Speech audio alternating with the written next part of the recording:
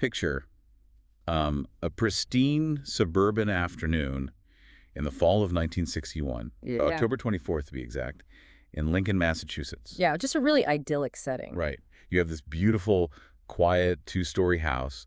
It's tucked deep into the autumn woods at the end of this really long, winding driveway. The absolute picture of the mid-century American dream. Exactly. You can practically hear the leaves crunching. Yeah. Right. But then you step through the front door, and that perfect image is just violently shattered. Oh, completely. You are looking at a kitchen with an overturned table. A landline phone is ripped entirely from the wall. Yeah. There are crimson streaks smeared across the linoleum floor. Mm-hmm. And the mother of the house, a 31-year-old woman named Joan Risch, is completely gone. It's a deeply unsettling juxtaposition. I mean, you have this incredibly isolated setting, which was designed specifically for safety and privacy. Her whole suburban promise. Exactly, and it suddenly becomes the epicenter of this chaotic, bloody mystery. And it's a mystery that has remained completely unsolved for over 6 decades now. Well, welcome to our deep dive into the disappearance of Joan Risch. For those of you listening, our mission today is to cut through the noise. Because there's a lot of noise with this one. So much. We are going to look strictly at the source material to untangle the verified physical evidence from what eventually became, decades of wild speculation. Right. We have to maintain a strict evidence-first approach here. We're going to calmly walk through the timeline of that day, separate the verified sightings from the rumors, and really critically evaluate the competing explanations for what happened. Yeah. And to do that fairly, we have to constantly remind ourselves of the severe limitations of forensic science in 1961. Oh, for sure. We are looking at a crime scene through a very blurry historical lens. Which is exactly why this case feels like a jigsaw puzzle where someone, threw in pieces from a completely different box. That's a great way to put it. You read through these files, and the physical evidence contradicts the eyewitness accounts. And then the timeline seems to contradict the physical evidence. It's a mess. It really is. So when the initial scene is just this profoundly confusing, Yeah. how do investigators even begin to establish a baseline of reality? You start by anchoring yourself to the painfully mundane details. Okay. Because the scene in the house is so bizarre, you have to reconstruct the hours leading up to it. You have to establish what normal looked like that morning, to figure out exactly when the timeline fractured. So let's establish that baseline. Mm-hmm. Joan's husband, Martin, leaves for a business trip to New York City at 6:15 a.m. Right. Joan goes about her day as a homemaker and a mother of 2. Around 9:30 a.m., she drops her 2-year-old son, David, off with her neighbor across the street, Barbara Baker. Because she had an appointment. Right. She takes her 4-year-old daughter, Lillian, to the dentist. And everything about this morning is a standard routine. There's nothing out of the ordinary. Yeah. Joan gets back around 10:55 a.m. and picks up David. Then, right around 11 a.m., the house is visited by 2 separate routine delivery workers. A postman and the local milkman, right? Exactly. Joseph Paskiewicz was the milkman, and neither of them reports anything abnormal. Yep. By 1:00 p.m., Barbara's son goes over to play with Lillian, and Joan is just casually mowing the lawn in the backyard while the kids play. I mean, it is the definition of a quiet suburban Tuesday. It really is. But then we hit this terrifying 90-minute window. Mm-hmm. At 1:55 p.m., Joan brings the neighborhood kids back to Barbara's house. Like clockwork, she puts 2-year-old David down for a nap at 2:03 a.m. Right. So now the older kids are across the street, the baby is asleep in his crib, and Joan is essentially alone in this big, isolated house. And this is precisely where the timeline fractures. Over the next hour and a half, we have a rapid succession of sightings that paint a very disturbing, very chaotic picture. Okay, lay it out for us. So around 2:30 p.m., the neighbor, Barbara Baker, looks out towards Joan's property. Now, the driveway is curved and it's heavily lined with trees, so her view is somewhat obscured. She can't see everything perfectly. Right, but she sees fast, erratic motion. She describes seeing Joan wearing a trench coat, running outside near her car with her arms outstretched. Wow. And Barbara also notes seeing a flash of red clothing. Okay, let's unpack this, because this is where human psychology makes witness testimony so incredibly frustrating. Oh, absolutely. You look out your window and see your neighbor running around her driveway with her arms out. Your brain instinctively categorizes that as, normal suburban behavior. You assume she's chasing a toddler. Exactly. No. Or playing a game. Your brain doesn't immediately default to, oh, she's fleeing for her life. Yeah.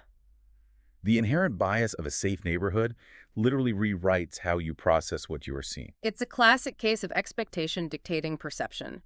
The neighbor assumed Joan was chasing a child in a red coat, and because she expected everything to be fine, she just went back to her day. Wow. But analyzing that outstretched arm posture in hindsight, that is highly unusual. That is a defensive posture. It's the way someone holds their arms if they are, say, blinded or perhaps blindfolded and being forced to march somewhere, trying not to walk into trees or vehicles. That is so chilling. But through the lens of a quiet afternoon, it just looked like play. Right. And then at 2:45 p.m., so this is just 15 minutes after that driveway, citing a witness spots a woman matching Joan's description. Yeah. She's in her early 30s, wearing a gray coat and a light-colored kerchief tied around her head.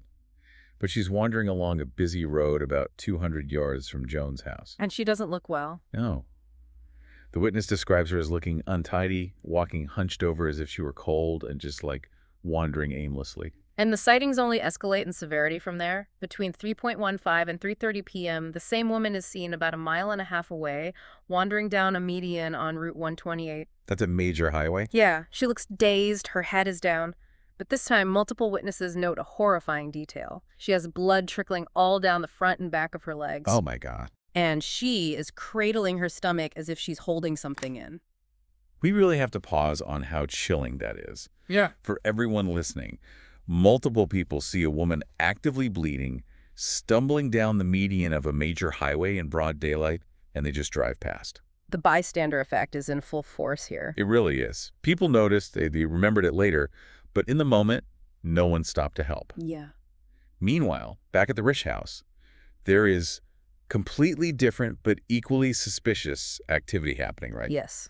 At 3:25 p.m., a 13-year-old girl named Virginia Keene is walking home from school and sees a dirty two-tone blue car parked in Joan's driveway. Right. And then at 3:40 p.m., another neighbor, Hilda Ziegler, sees a car matching that exact description pulling out of the driveway. And to add one more layer to this, at 4:15 p.m., a witness spots a 5'5" man in a brown coat getting out of a car nearby. He crosses the route towards Joan's house, goes into the woods, cuts a few long branches, puts them into his vehicle, and drives off. Which is super weird. And it is at that exact minute, 4:05 p.m., that 4-year-old Lillian walks back into her neighbor Barbara's house and simply says, "Mommy is gone," and that there is, quote, red paint all over the kitchen. Which brings us right back to that initial kitchen scene, because the timeline gives us an incredibly narrow window, and the witnesses only caught these fleeting, confusing, out-of-context glimpses. Right. So investigators had to rely almost entirely on the physical space to tell them what happened when nobody was looking. So let's really look at that physical space through the eyes of Officer McHugh, who was the first on the scene. Okay. He walks in expecting a simple misunderstanding, maybe a scraped knee. Instead, he finds swirls of crimson blood smeared across the kitchen floor. Just a horrific sight. A side table is completely overturned. The landline phone receiver is ripped off the wall. The long, curly cord is still attached. But the receiver is resting perfectly on a wastebasket that has been deliberately pulled out from under the sink and placed right in the middle of the room. The entire physical space is just littered with anomalies. Yeah. Let's start with the volume of blood. It looked gruesome to the untrained eye, but the police chief later estimated it was only a half pint to a pint of blood in total. Okay, so a lot, but not... Not a fatal amount of blood loss. It strongly suggests a severe injury, certainly, but not an immediate murder in that room. Got it. Then look at the contents of that moved wastebasket. There's an empty bottle of Jack Daniels, which Martin Risch later explained they had finished the night before. No moment enough. Right. But there are also empty cans of Miller High Life. Which is strange because Martin was absolutely adamant that they never drank Miller High Life. Those cans did not belong to them. Exactly. Add to that, there are bunched up paper towels on the floor, indicating someone actually tried to clean up the blood before abandoning the effort. Wow. There are specks of blood found on a pair of children's corduroys and underpants in the home. And the blood doesn't just stay in the kitchen. It moves around. Yeah, there is a distinct trail of blood drops moving up the stairs into the master bedroom, into the child's bedroom, and then back down, out the door, and onto the fender, hood, and dead center of the trunk of the family car parked in the driveway. And Joan's gray coat is missing from the hall closet. Correct. This is where we really have to break down the mechanics of 1961 forensics versus modern investigative science. Because it's like 1961 investigators were trying to perform surgery with blunt instruments, while modern investigators have, like, lasers. That's a perfect analogy. If we look at the blood evidence today, we could use DNA profiling to isolate exactly who bled in the kitchen, who bled on the stairs, and definitively prove if there were multiple people bleeding. But in 1961, all they could do was basic ABO blood typing. Right. They tested the smears and found it was type O blood. Now, that happened to be Joan's blood type, but type O is also the most common blood type in the world. So it doesn't really tell you much. It couldn't exclude an attacker, and it couldn't tell them if the blood came from one person or two. It's essentially like witnesses saying the getaway car was blue. Sure, it narrows it down slightly, but model DNA is like having the exact VIN number of the vehicle. It's definitive. Exactly. And we see the same technological wall with the fingerprints. The sources state there were clear, bloody finger and thumbprints found on the wall and on the ripped phone receiver, and investigators explicitly determined they did not belong to Joan. Right. And today, crime scene techs would just scan those bloody prints, run them through AFIS, the automated fingerprint identification system, and cross-reference them against millions of digital records in seconds. It would take no time at all. But in 1961, there was no digital database. If you didn't already have a specific suspect sitting in an interrogation room, so you could manually roll their fingers on an ink pad and compare the physical cards side by side. Right. Those unidentified prints were practically useless. They were evidence of an unknown presence, but they couldn't generate a lead. And the same goes for the Miller High Life cans. Today, you'd swab the rims for skin cells or saliva, extract DNA, or, run a toxicology panel to see if the beer was laced with sedatives. In 1961, they just didn't have the capacity for that. No. Even in the days following the disappearance, neighbors received mysterious, silent phone calls. Some speculated it might have been Joan in an amnesiac state trying to reach out. Yeah. But they couldn't trace the calls. Because tracing a call in 1961 wasn't a matter of checking a digital log. Telephone networks relied on physical mechanical switchboard. Right, the operators with the cords. Exactly. To trace a call, an operator had to physically hold the line open and manually trace the physical connection back to its origin point. If the caller hung up before that manual process was finished, the connection simply vanished. Gone. The technology to capture historical call data just did not exist. So if we look at the bizarre placement of items, the ripped phone resting perfectly on a moved wastebasket, the paper towels used for a half-hearted cleanup, the bloody trail leading to the car trunk, we have to ask, was this an inherently confusing struggle, or was the scene intentionally staged to confuse any investigator? And that question is the central tension of the entire case. The massive gaps left by the physical evidence, combined with those technological blind spots we just talked about, they acted like an accelerant for competing theories. Yeah. We have to weigh each of those theories strictly against the mechanisms of the evidence we just laid out. Okay, let's look at theory one, the staged disappearance. Right.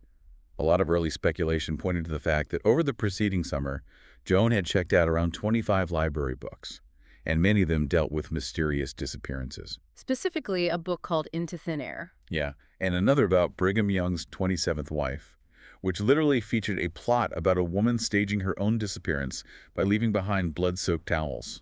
But if we look at this strictly from an evidence standpoint, the staged disappearance theory has massive structural flaws. Okay, like what?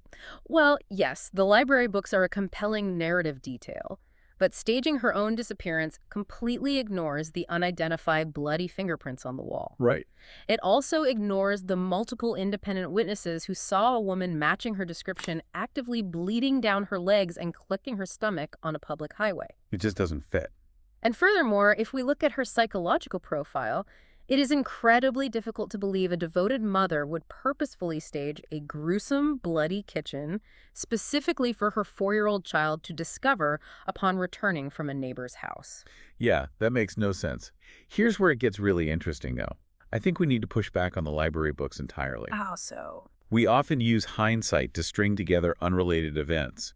Isn't it entirely possible the books are just a massive coincidence, heavily weighted by confirmation bias? Or, taking it a step further, if someone close to her read those books and wanted to cover up a crime, mimicking a plot she had recently read would be a brilliant way to muddy the waters and derail the police investigation. When you introduce that possibility, the entire psychological profile shifts. Yeah. Mimicking the books turns the scene from a desperate escape into a calculated misdirection by a third party. Right, so if we dismiss the idea that she orchestrated this herself, we are still left with a healthy 31-year-old woman suddenly hemorrhaging in her kitchen at 2 in the afternoon. What causes that? Which brings us to the next theory. Right, theory 2, the botched home abortion. And I want to be very clear to you listening, we are not taking any political sides here. We are strictly evaluating the historical context of 1961 and mapping it to the physical evidence in the case files. And the historical context is absolutely vital to understanding why this theory gained traction. Yeah. In 1961 Massachusetts, abortions were largely illegal. They required strict medical certification proving the mother's life was in imminent danger. Because of these restrictions, underground procedures were common, and they carried a horrific 25% mortality rate for women in Joan's demographic. Which is just staggering. So how does that specific medical scenario map onto the strange artifacts left in the kitchen? Well, proponents argue it explains the sudden, severe blood loss. If an underground procedure went wrong and Joan began to hemorrhage, it would explain why she was later seen cradling her stomach and bleeding heavily down her legs on the highway. Oh, wow. Yeah. The unexplained Miller High Life beer cans could have been brought by the person performing the procedure to use as a crude anesthetic or muscle relaxant. Because they wouldn't have proper medical supplies. Exactly. And crucially, if Joan panicked while bleeding and tried to call for an ambulance, the person performing the illegal procedure might have violently ripped the phone from the wall to stop her, fearing a severe prison sentence. That makes a terrifying amount of sense. But again, we hit a wall with 1961 science. Why couldn't investigators just test the blood on the floor to prove or disprove a pregnancy or miscarriage? Because the chemical markers weren't accessible to them then. Really? Yeah. Today, crime lab technicians can test a blood sample for specific pregnancy hormones, like HCG, or identify fetal tissue markers. That allows them to easily distinguish between venous blood, say, from a cut arm and blood resulting from a miscarriage or abortion. Okay. But in 1961, blood typing relied only on those basic A, B, and O antigens we mentioned earlier. They simply did not have the scientific capability to determine the biological origin of the blood. So the physical evidence could theoretically match this botched procedure scenario perfectly, but science couldn't confirm it. Exactly. But that theory doesn't neatly account for the witnesses outside the house. What about the dirty two-tone car and the man in the woods? Right. Which leads us to theory 3, the intruder or acquaintance. And this theory relies heavily on the sighting of that dirty two-tone blue car. Remember, the milkman, Joseph Paskiewicz, told police he had seen that exact car parked in Joan's driveway 5 days prior to her disappearance. So it wasn't the first time it was there. Right. This supports the idea of someone staking out the property, or perhaps a salesman or an acquaintance returning to the house. An outside presence accounts for the unknown fingerprints on the phone, the unexplained beer in the trash, and the man seen gathering long branches in the woods. Branches that could have been used to conceal a body in the woods, or to cover up massive blood stains in the back of a vehicle. Yeah. But the logic stumbles on the timing for me. Why would an intruder or a predator choose to attack in broad daylight at 2 in the afternoon on a day when children are actively playing in the yards across the street and neighbors are clearly home and looking out their windows? It is an incredibly high-risk time to commit an ambush. The risk of discovery is astronomical. Right. However, if the person was an acquaintance or someone Joan willingly let inside the house, perhaps for a conversation or some sort of transaction, the daylight hour wouldn't have been a deterrent. That's a good point. The situation might have simply escalated into violence unexpectedly once they were already inside. It's just so deeply unsettling. We take all these disparate theories, the staging, the medical emergency, the intruder, we line them up against the evidence, and we are still left staring into this massive blank space. Complete unknown. The bloody prints on the phone were never matched to anyone. The dirty two-tone car and the man gathering branches were never identified, and Joan Risch was never seen again. The lack of resolution is staggering. Her husband, Martin, and police chief Algio, who ran the initial scene, both went to their graves never knowing the truth. Wow. They both publicly stated for decades that they didn't believe she was dead, but they had absolutely no empirical proof that she was alive either. They were literally trapped in that ambiguity. I think the true horror of this deep dive, the thing that really sticks with you long after you close the file, is the terrifying realization that an ordinary, quiet suburban day can spin completely out of control in a matter of minutes. You Yeah. drop your kids off, you mow the lawn, you put the baby down for a nap, and then the world just swallows you whole. It forces us to confront how little we actually know about what happens behind our neighbors' closed doors. You can build a beautiful house tucked away in the woods, set far back from the road to insulate yourself from the chaos of the outside world. Yeah. But that isolation is a double-edged sword. When something goes horribly wrong, that same privacy becomes a barrier to rescue. Which leads me with a final thought to ponder for everyone listening. It's something outside the 1961 timeline. Okay. When we look at a mystery like this today, it feels almost alien. And that's because we are essentially the last generation to inherit these specific types of mysteries. Oh, that's interesting. Think about it. With the rise of Ring cameras on every porch, GPS tracking in our cars, cell phone geolocation, and digital footprints, the concept of a person simply vanishing into thin air from a suburban neighborhood in broad daylight has become virtually extinct. Yeah, there's always a camera somewhere. Right, we live in an era where every movement is logged. So the next time you walk through a quiet neighborhood and see those camera lenses blinking on every front door, ask yourself, have we traded away the privacy of the mid-century American dream? Or have we finally engineered a world where no one can ever disappear in the middle of a Tuesday afternoon again?